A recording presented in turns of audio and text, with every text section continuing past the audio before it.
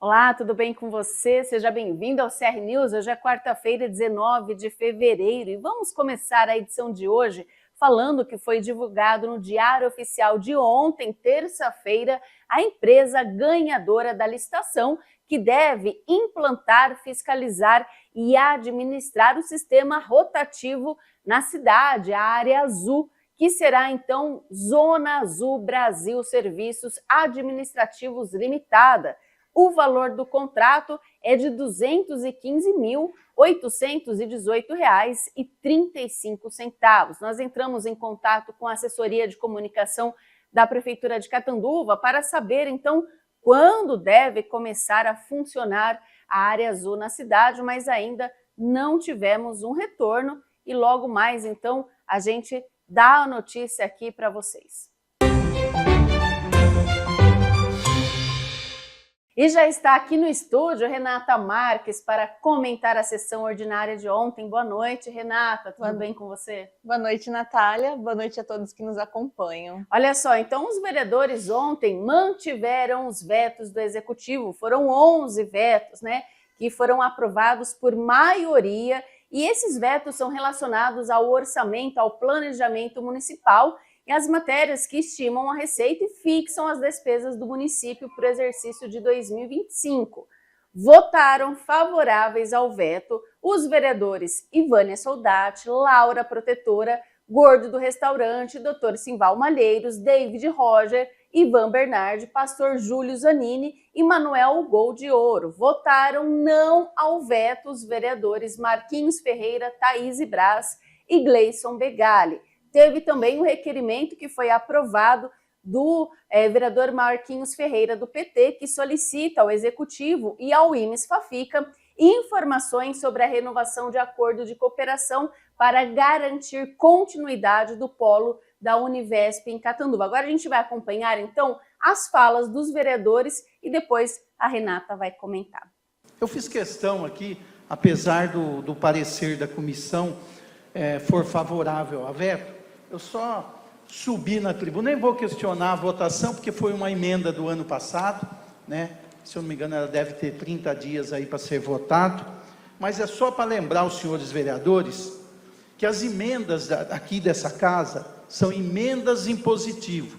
Isso foi uma conquista dessa casa, é uma conquista que cada vereador pode destinar aproximadamente 550 mil reais aonde eles quiserem destinar, a qualquer entidade, né, enfim, a fundações, enfim, alguma entidade sérias de nossa cidade. Isso foi uma conquista, nós aprovamos, já está no segundo mandato. O prefeito tentou derrubar quando nós votamos, acabou perdendo. Hoje é lei, emenda em positivo, cada vereador tem esse direito, né? Não vou questionar o motivo na questão dos vetos. Já pensou se nós tirássemos dos deputados estaduais e deputados federais as emendas? O doutor Simval foi deputado federal, sabe o que eu estou falando. Eu só subi aqui, né, não estou questionando o parecer de jeito nenhum, a casa é soberana, né, vai acompanhar o veto do seu prefeito, eu vou respeitar, mas é uma conquista dessa casa. Eu acho que todos os senhores vereadores, num futuro tão próximo aí, né, é uma prerrogativa, é um direito, nós temos que ter essa emenda em positivo e nós temos, né, que usar para as entidades, porque nem todas as entidades de Catanduva são contempladas. Então, é uma conquista de vereador, eu acho que seria importante, né, ser respeitado, né? E quanto ao parecer, eu não vou nem me questionar. Obrigado, senhor presidente. Vou fazer coro aqui as palavras do vereador que me antecedeu, Marquinhos Ferreira. Essa votação, na verdade, essas emendas passou pela casa no ano passado, votei favorável, então vou continuar com coerência com o meu mandato, com meus votos, uma vez aprovado por mim. Vou votar pela derrubada do veto, uma vez que eu acho que foi modelo, né, extraído de outras câmaras municipais, algo que pode dar aos vereadores aqui a condição de auxiliar algumas instituições. Eu mesmo, à época, fui procurado por diversas instituições, pela Arcos e outras tantas, preocupadas com essa lei, no sentido de poder beneficiar algumas entidades que trabalham constantemente pelo município. Cada vereador, cada ente aqui tem as suas prerrogativas, tem o seu voto, tem as suas premissas, mas eu manterei minha coerência. Acho importante, um mecanismo importante da gente poder, de forma muito acentuada, colaborar com o crescimento e muitas vezes até a manutenção dessas instituições. Uma boa noite a todos e muito obrigado. Presidente, até ia aguardar um momento, porque eu também tenho uma sequência de 5 emendas no orçamento para discutir, mas eu já vou aproveitar esse bloco de discussão até para a dinâmica da sessão ser um pouco mais rápida e diretiva. Então, boa noite, presidente, colegas, a todos que acompanham a sessão, nas galerias, a imprensa, a guarda, que está sempre aqui também acompanhando os nossos trabalhos. Presidente, eu quero também aqui reforçar aqui a palavra dos colegas que me sucederam. E é importante destacar também que na última legislatura, quando essas emendas foram votadas, todas foram aprovadas por unanimidade. E, inclusive, nós ganhamos na Justiça as emendas do orçamento anterior. Então, eu gostaria aqui de citar algumas das áreas. Eu também respeito, né, a gente está numa democracia, cada vereador aqui tem o seu posicionamento, mas eu acho que é importante, e não houve, pelo menos, discussão, né, com o nosso gabinete acerca das emendas, e são emendas extremamente importantes, que têm um impacto muito grande em vários grupos aqui da sociedade. Nós fazemos essa emenda, uma delas, por exemplo, presidente, encaminhando para o CAPS, o CAPS Infanto Juvenil, que hoje está funcionando ali no antigo postão. Ele ainda não foi para outra sede ali na rua Amazonas, então é um local que precisa de investimento, precisa de estrutura física, precisa de profissionais, precisa de adequação nos materiais, precisa de adequação no mobiliário. Então, uma dessas emendas que, né, os senhores colegas optaram por seguir o veto, vai ter um impacto para esse atendimento. O CAPSI, para quem não sabe, ele é o Centro de Atendimento Psicossocial, que atende as pessoas com autismo, por exemplo, né, que é algo que a gente vem, um tema, uma bandeira que a gente vem trabalhando com bastante atenção. Outra delas é para a revitalização dos céus, que hoje a gente sabe que os céus estão fechados há muito tempo. Deixa de gerar todo um espaço da comunidade, né, que poderia estar sendo ocupado para fazer atividades, principalmente para os jovens e para as crianças. Então, esses céus, infelizmente, muitos foram vandalizados, estão fechados, sem atividade, que poderiam estar funcionando. Uma dessas emendas também seria para a revitalização desses espaços. Quando se vem aqui nessa tribuna e fala em coerência, coerência é manter o veto, porque foi feito de forma errada. Quem fez essas emendas fez de forma incompetente. Procura quem fez, chama aqui e fala de onde ele tirou essas emendas, da forma que foram realizadas. Coerência é isso. Coerência é saber que errou. Os vereadores não erraram. Muito pelo contrário, os vereadores acertaram, porque eles indicaram as entidades aonde seriam beneficiadas. Quem formulou as emendas? Quem foi o incompetente dessa casa que formulou as emendas? É fácil. É fácil. É fácil vir aqui na tribuna e querer transferir a responsabilidade para os vereadores, que nós estamos cerceando o direito das emendas. Nós não estamos cerceando nada. Nós estaremos votando o correto. O correto é acompanhar o veto, porque foi feito de forma errada, de forma de pessoas incompetentes que agiram dessa maneira com os senhores vereadores. Eu acho que quem fez essas emendas, se tivesse enviado para a Secretaria de Finanças, para o jurídico, para posteriormente dar a sequência, não estaria acontecendo isso aqui hoje. Essa casa não vai passar atestado. Não vai. É que quem deve ter feito isso aqui não deve estar nem aqui mais, né? Eu acredito. Acredito nem nessa casa não está. Mas tinha que ser responsabilizado. Quem fez tinha que ser responsabilizado, porque se as entidades não receberem, a culpa não é de quem está votando hoje, a culpa é de quem fez errado. E vocês estão passando a mão na cabeça de quem está fazendo errado, querendo transferir a responsabilidade para os vereadores. E a responsabilidade não é nossa. Do erro, não. Do erro não é nossa. Nós temos que dar responsabilidade para quem fez esse ato. Esse sim tinha que ser responsabilizado. Se tivesse aqui hoje, era sindicância para a cabeça. E processo administrativo e rua. Por colocar a casa numa situação dessa, aonde quem foi beneficiado está pensando que a Câmara está cerceando o direito de receber as emendas. E que não é verdade. A verdade chama-se incompetência de quem formulou as emendas.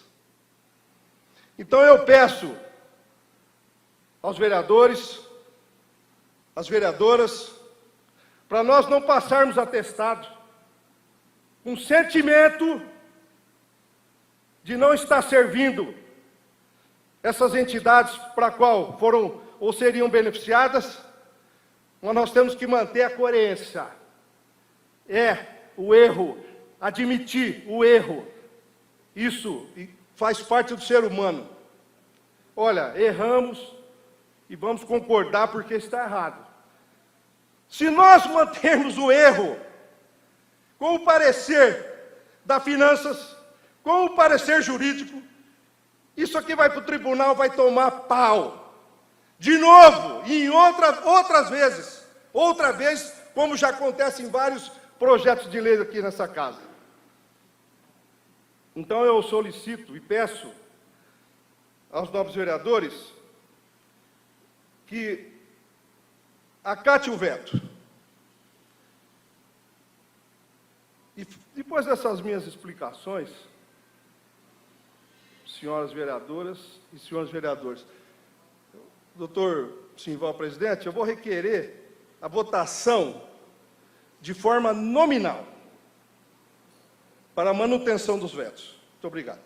De ontem, eu recebi a visita da assessora da deputada estadual Letícia Aguiar, que destinou uma verba de R$100 mil para a Guarda Municipal. Mais uma vez, essa deputada sendo leal à Catanduva e à Guarda Municipal. Ela que é conhecida como a madrinha da Guarda Municipal em todo o Estado. Recebi também o senhor Rodrigo Espada, que é catanduvense, auditor fiscal da Receita Estadual, e ele é presidente da Fundafresp.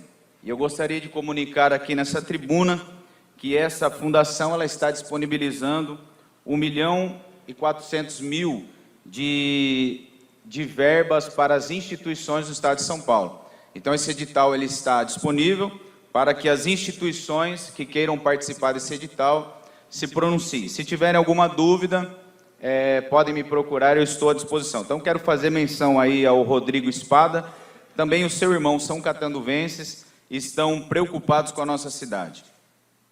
Gostaria também de dizer sobre a questão da dengue, pois a dengue ela está assim num nível complicado na nossa cidade. Gostaria de conscientizar todos os munícipes, todas as pessoas que estão ligadas diretamente à sociedade, aos líderes de bairro, que conscientizem as pessoas da importância desse combate. Não somente a prefeitura, que também deve fazer o seu papel e muito bem, principalmente nos órgãos públicos, mas também toda a sociedade. Estamos com pessoas muito próximas e ligadas a nós, que estão passando por essa dificuldade, tendo que usar o Sistema Único de Saúde, e estão passando por dificuldades terríveis. Encerro aqui a minha fala, quero agradecer a todos, obrigado, senhor presidente, e uma ótima noite a todos.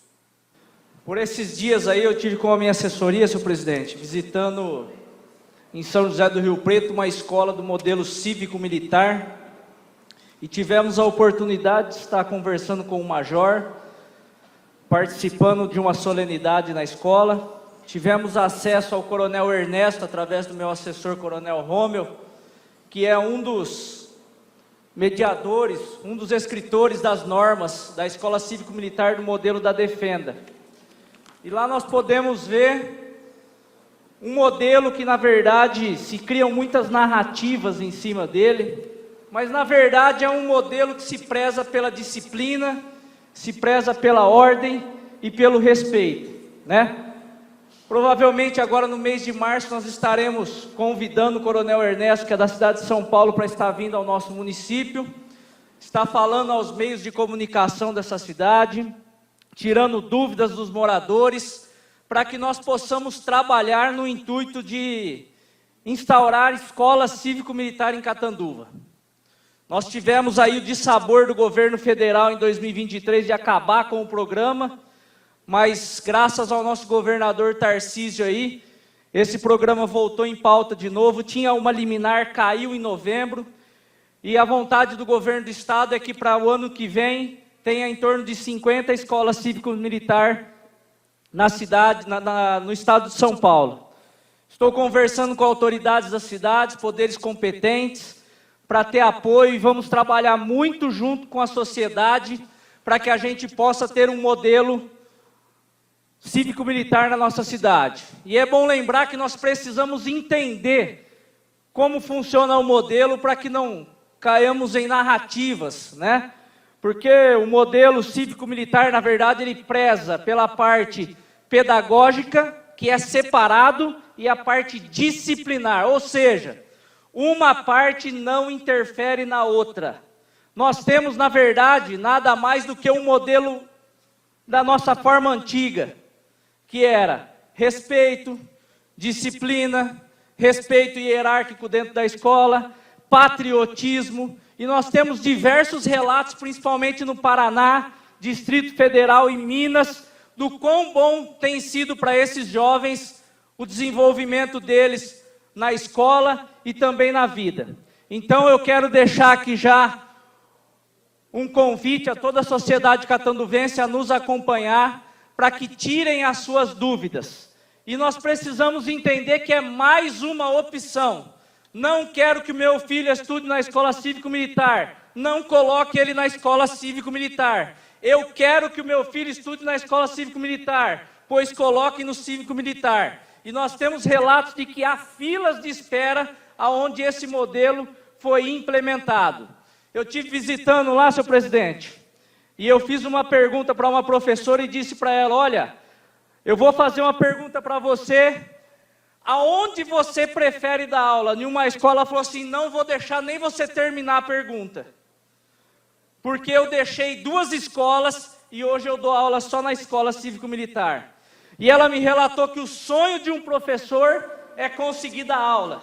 Tem um estudo que diz hoje que quase 30% de um tempo de uma aula é perdido pedindo atenção, pedindo organização, respeito, né? E dentro da escola cívico-militar, isso funciona. O respeito, a disciplina impera naquele lugar. E pessoas que acham que as crianças não são felizes, eu pude constatar e entender que lá as crianças são felizes. A única diferença, ordem e disciplina, mérito e demérito. Aqueles jovens são preparados para o mundo, para o futuro. E se a gente analisar os índices de aprovação das escolas cívico-militares, estão entre os maiores no IDEB e também a aprovação nos cursos superiores. Então é isso, senhor presidente, deixar aqui a minha fala. Nos acompanhe aí que nós vamos estar fazendo essas audiências públicas, levando nos meios de comunicação para falar a respeito desse modelo. Muito obrigado, senhor presidente. Bom, Natália, como a gente estava esperando discussões pela tribuna e, para surpresa, essa foi uma sessão que a gente teve vereadores indo à tribuna e debatendo. Não todos, mas já começaram a se movimentar. No Pinga Fogo, por exemplo, o David Roger subiu para falar do projeto que ele está vendo das escolas cívico-militar em Catanduva. Gostei muito do tom que ele apresentou, da firmeza, do conhecimento, trazendo a população para conhecer o que é escola, né? E dando a opção que a escola não é obrigatória, é mais um modelo para a cidade, trazendo a opção do deputado que tem conhecimento técnico para tirar as dúvidas da população. Então eu gostei muito, sou uma defensora das escolas cívico-militar, e eu gostei muito do tom que ele apresentou, trazendo a população para junto, né? Não impondo, apesar dele ser favorável, mas ele deixou bem claro que ele está trazendo o conhecimento para a população, deixando disponível para tirar dúvida, que eu acho que é através dessas dúvidas, né, tirando essas dúvidas, acabando com as dúvidas da população, que pode-se ter uma opinião. Muita gente é contra, mas não entende mas nem o que não conhece, né? Então, o tom que ele trouxe, a explicação, propondo sessão para tirar dúvida, eu achei muito interessante. O pastor Júlio também falou sobre a deputada que ele recebeu, a assessora da deputada que ele recebeu em seu gabinete, que está destinando o valor de R$100 mil para a Guarda Municipal de Catanduva, se colocou à disposição também para esclarecer um edital que está saindo para as instituições, que ele se aprofundou, teve conhecimento, e mais uma vez falando da dengue de Catanduva, né? Pedindo para a população tomar cuidado, denunciar focos, se prevenir, porque o posto de atendimento não está dando conta. Então, ele fez um apelo à população, eu acho que é o que está cabendo no momento, né? Porque o que a gente pede para a prefeitura, o que a gente pede para os órgãos de fiscalização, eu acho que não está sendo o suficiente, mas não tem mais aonde recorrer. Então, eu acredito que o caminho realmente agora é pedir ajuda da população. E agora falando dos vetos, né? A gente teve ali uma sessão um pouco pesada quando foi em questão de defender o veto. Teve o Marquinhos Ferreira, que foi o primeiro que subiu ali na tribuna, colocando o seu ponto de vista, no sentido que ele falou que ele não ia brigar com a decisão, mas que ele queria deixar claro que aquelas emendas... Foi uma conquista deles, e que eles estavam abrindo mão, né? Principalmente pelo fato que, na fala da vereadora Thaís, ela também menciona isso, que, imagine, essas emendas sendo uma conquista. Todos tinham aprovado quando elas vieram lá na sessão para aprovar essas emendas. O prefeito vetou. Agora eles mantêm o veto? Quer dizer, foi aprovado na primeira vez por unanimidade. Unanimidade. E agora o prefeito veta, volta para ver se mantém ou derruba o veto, e eles, por maioria, derrubam o veto.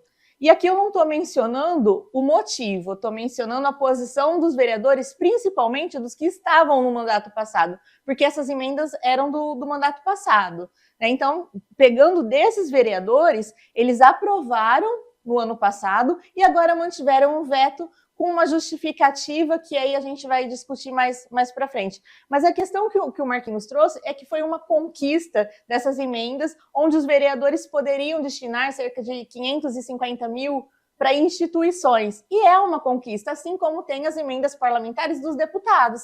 Ele fez essa comparação, chamou até o vereador, o doutor Simval, né, fazendo essa correlação. Imagine se tirar essas emendas dos deputados. A vereadora Thaís foi na mesma linha, mencionando essa questão. O Gleison também questionou que faltou coerência, né? Porque aprovaram na primeira vez e agora estão mantendo o veto. Mas se vocês mesmos aprovaram, agora vocês estão mantendo o veto? A palavra coerência que o Gleison usou aí, ela caiu perfeitamente, ela caiu como uma luva ali, porque é realmente isso, faltou coerência. Mais uma vez, eu não estou questionando nesse momento a questão do veto, porque aí eles alegam que está de forma errada, isso é um outro problema que a gente vai discutir.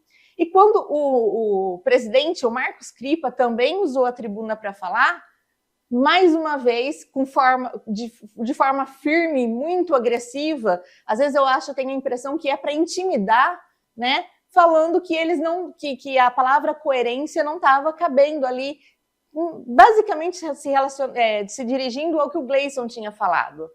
Mas eu acho que quem manteve a coerência ali, num contexto geral, realmente foi o Gleison, porque votou a favor dessas emendas o ano passado e manteve. O restante dos que se foram falar, mudou opinião. Mudou opinião e, pior, não foi lá para defender o porquê mudou opinião, né? Aqui eu não vou questionar os vereadores novos, porque aí a gente não sabe como eles votariam ano passado. Mas os que já estão mudaram a opinião. Agora vamos analisar o porquê que eles defendem que o veto deveria ser mantido, pelo menos pela visão do Marcos Cripa, né, que subiu na tribuna para falar. Eles alegam que essas emendas estão erradas, elas foram feitas de forma errada, não passou por um processo e esse processo não é certo. A gente teve, lembrando, Natália, que teve uma audiência pública onde o secretário de Finanças, o Wellington, junto com a Patrícia, se eu não me engano foi em dezembro, novembro, né, do ano passado, eles, em determinado momento, eles mencionaram que as emendas dos vereadores normalmente não passavam porque eles não sabiam fazer. Eles não sabiam que uma parte tinha que ser direcionada para X lugar, eles não sabiam colocar a descrição certa, e eles já tinham mencionado em um programa que eu também fiz esse comentário, que tem vereadores lá que estão há tantos mandatos e ainda não sabem fazer uma emenda. A culpa é de quem? É dos vereadores? Eu vou ser um pouco mais dura e eu falo que a culpa é do vereador, sim. Que tem que se interessar e saber se está sendo corretamente ou não, né? Exatamente, porque quando você ocupa um cargo público ou privado, você se propõe a desempenhar uma função, você tem que saber o que você vai fazer. Você tem que ter conhecimento daquela função ou Você tem ali os assessores para ajudar, tem o pessoal do jurídico, da Câmara, né? Então, é correr atrás e fazer valer a pena. E não é a primeira vez. Porque Exatamente. isso já foi anunciado lá atrás. Ó, as emendas nunca passam porque fazem errado. Ó, a emenda não passa porque eles estão fazendo errado. Então, isso é erro realmente, porque errar uma vez, né? Tudo bem, não conhecia, não aprendi, mas ninguém correu atrás para aprender como faz. Pelo menos nos últimos 4 anos, né? Da forma correta. O Marcos Cripa fez acusações sem falar nome, mas ele foi muito firme, falando que foi incompetência de funcionário, que hoje não está mais lá, que se tivesse, caberia um processo administrativo. Então, isso é tudo muito grave, porque eles recebem muito bem para exercer a função deles. Então, Como que fica a questão das instituições? Exatamente. Como que fica essas instituições que estavam ali comemorando que teria essas emendas para receber? E quando o Marcos Cripa ele volta na tribuna, quando ele vem falar em nome do PL, ele fala que aprovar essas emendas, eles estariam dando uma falsa esperança para as instituições que não vão receber o dinheiro. O Marquinhos Ferreira também, quando falou pelo PT, ele já mencionou que diversas emendas ou processos ou leis que foi derrubadas ou que foi ditas como inconstitucionais, eles ganharam na justiça. Então a gente está vendo mais uma vez, e logo de começo, briga de narrativas, né? A gente viu também o David, que foi acho que o único dos vereadores novos que subiu na tribuna para mencionar que ele não estaria votando para manter, porque ele gostaria que fosse feito da forma correta, né? Que tem que cumprir a lei. E eu acho que é realmente isso. Eu acho que está errado, vamos fazer da maneira correta. Mas eu acho que deixou até o último minuto para vir lá na sessão e falar, ó, tá tudo errado e a gente não pode aprovar. Eu concordo com o Marcos Cripa que se está errado, a gente tem que fazer da forma correta, não podemos manter essa situação de ir empurrando com a barriga, veio errado de outros mandatos e vamos continuar. Não, vamos corrigir, mas eu acho que não é dessa maneira, principalmente pela forma como ele fala. Né? O Marquinhos Ferreira foi muito criticado quando ele se exaltava, quando ele falava algumas palavras de ofensivas a determinadas pessoas. E o Marcos Cripa está na mesma linha, a linha da intimidação. Então aí a gente só mudou a quem está defendendo os lados, mas a situação está continuando a mesma, principalmente na intimidação. Detalhe que quando houve então a audiência pública de finanças, no fim do ano, que você esteve presente, e o secretário de Finanças ali, o Wellington Vanali, ele disse que ele é contra essas emendas impositivas. Né? Ele deixou bem claro que a prefeitura teria que tirar dinheiro de alguma secretaria, de algum lugar para dar para alguma instituição. Ele até mencionou, porque quando vocês fazem a emenda, vocês têm que explicar. Eu estou falando de forma mais leiga, né? Superficial. Mas o que deu a entender ali é que ele deu uma explicação básica. Para você fazer uma emenda, você tem que destinar a verba para a entidade, né? Para a instituição que vai receber, e nessa mesma emenda dizer da onde ela vai sair. E ainda ele menciona, não vai tirar da Fafica, que era o tema que eles estavam discutindo no momento. Então, é basicamente isso. Eles não são a favor, esse dinheiro tem que sair, é muito melhor eles terem ali a máquina, o dinheiro e destinarem aonde eles quiserem do que dar para vereador, né? Eu defendo essa soberania, os vereadores têm esse direito, conquistaram, aqui eu não vou discutir se está certo ou se não está, mas é uma conquista, a gente tem que respeitar a conquista da casa. E você viu, o doutor Simval foi coerente ali com... quando ele falou bem pouco, rapidamente, que ele estava no lugar ali do presidente enquanto o CRIP estava usando a tribuna, e ele falou, já que não dá certo, já que não está errado, vamos fazer uma nova reunião, vamos rediscutir para que isso vire, que dê certo, porque as instituições também contam com isso. Sim, eu acho que as instituições já estavam contando com isso desde quando passou, né? Fica naquela expectativa de vetar ou não vetar. Então, como o Cripa falou, é uma falsa esperança. Eu acho que a falsa esperança já foi lá atrás, não é agora, né, de que o dinheiro não vai chegar. Eu acho que eles já contavam com esse dinheiro, já comemoraram essa vitória. Mas, mais uma vez, a gente vai ter que esperar, ver como vão ser as emendas de 2025 agora, se vão fazer da maneira certa, se realmente isso foi um erro proposital. Eu tenho minhas dúvidas que erram tanto, Natália, eu tenho minhas dúvidas que com pessoas tão capacitadas por trás, né, de assessores, de advogados, que sempre é um erro. Eu acho que isso daí tem fundamento e tudo tem método. E olha, hoje eu fiquei feliz porque fazia tempo que a cidade não comentava mais sobre as sessões da Câmara. Geralmente, quem precisava de alguma informação acessava o nosso canal para saber o que estava acontecendo na Câmara, as sessões ordinárias, extraordinárias, fala de vereador, enfim, quais eram as pautas, o que foi apresentado. Mas agora um jornal aqui da cidade voltou a publicar, né? A gente viu aí no Diário Oficial também um contrato bem grande com o jornal.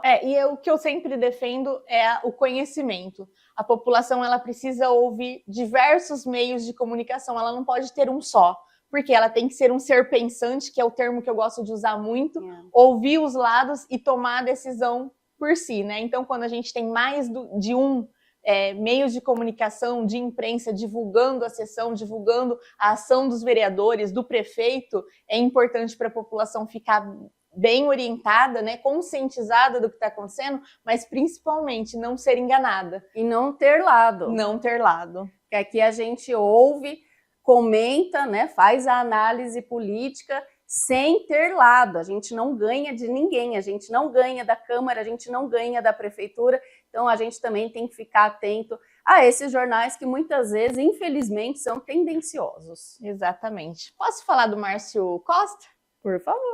Eu sou uma das pessoas que sempre critica vereadores que fazem moção de aplausos. Não pela moção, mas eu costumo dizer que tem vereadores que recebem salários só para fazer moção, mas não é o caso do Gleison, né? E particularmente, a moção de aplausos foi para o Márcio Costa, que é um amigo, colunista, né? Amigo nosso, amigo do meu marido de infância. Então, parabéns, Márcio Costa, parabéns, Gleison. Quase 30 anos, né? Isso. E é uma pessoa que sempre esteve cobrindo tudo de Catanduva. Exatamente. Ele passou por diversos meios, diversos canais dele mesmo, né?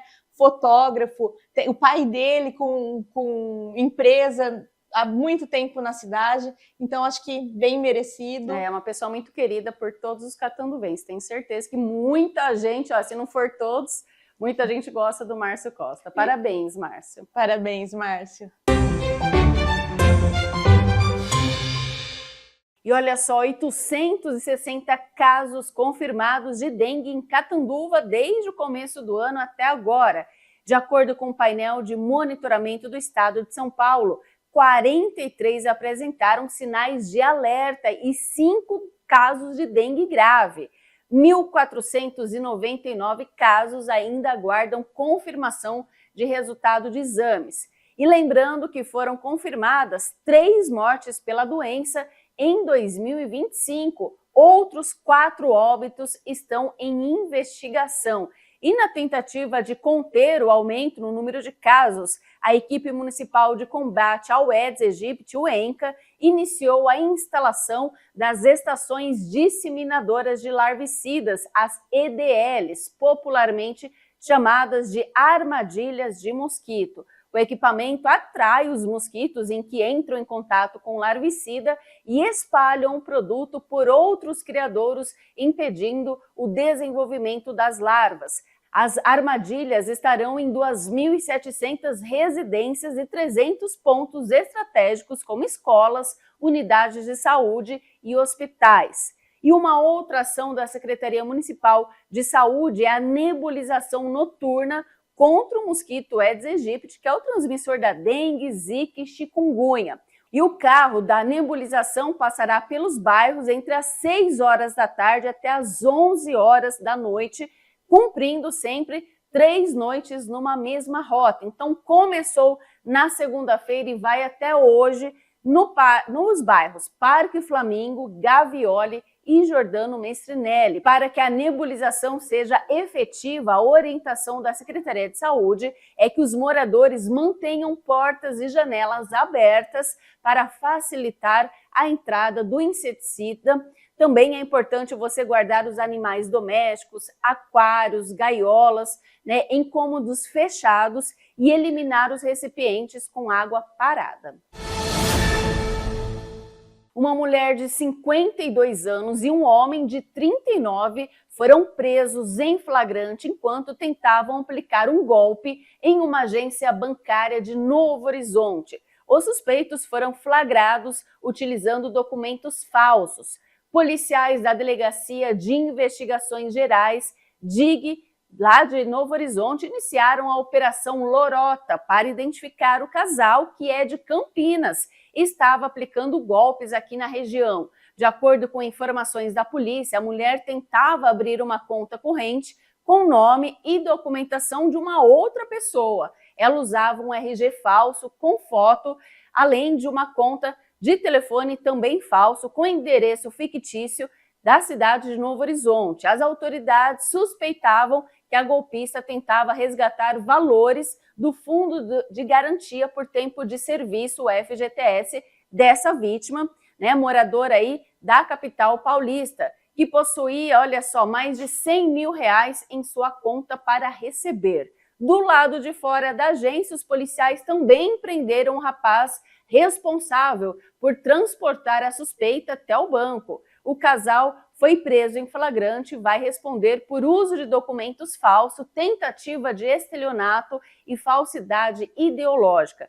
Ambos foram encaminhados à DIG de Novo Horizonte. E conforme informações da Polícia Civil, a mulher já possuía antecedentes pelos mesmos crimes nas cidades de Boituva e São José dos Campos, onde havia sido presa em 2017 e 2023. A polícia continua investigando se o casal faz parte de alguma quadrilha responsável por aplicar golpes pelo interior de São Paulo. Os documentos falsos foram apreendidos e passarão por perícia técnica, além do veículo utilizado pelo casal de criminosos, que também foi apreendido, e os dois, então, permanecem presos.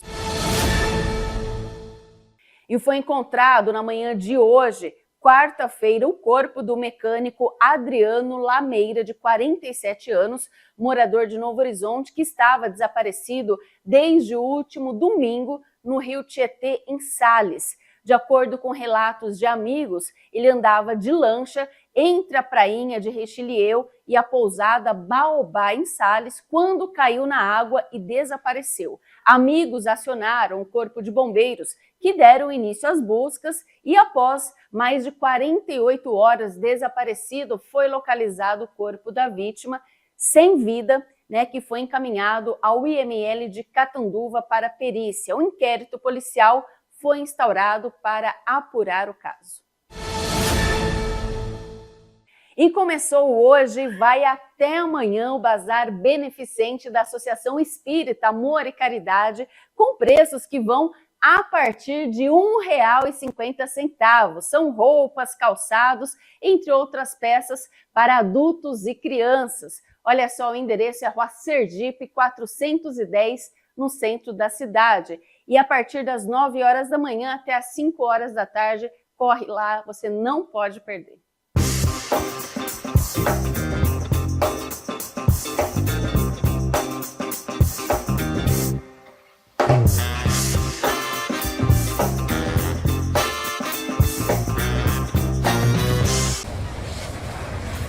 Olha como aquele trilho ele sobe e desce. Olha o perigo que tá isso. Ali tá uma cratera. Olha o perigo. Aqui na passarela aqui da Santa Rosa. Ó, a imundícia que a prefeitura não deu atenção ainda. E dá uma olhada. Logo, logo haverá um descarrilhamento aqui. Olha o perigo. Olha como o trilho é baixo.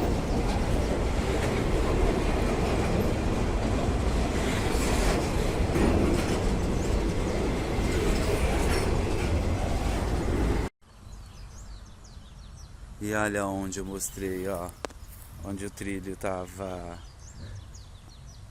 descendo e subindo, ó. Olha a cratera que tá isso.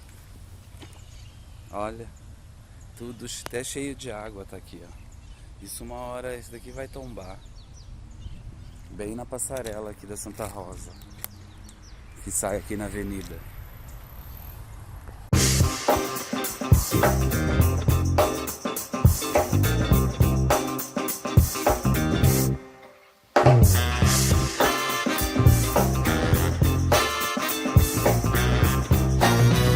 E o Jornal CR News termina aqui. Obrigada pela sua companhia, uma ótima noite e até amanhã.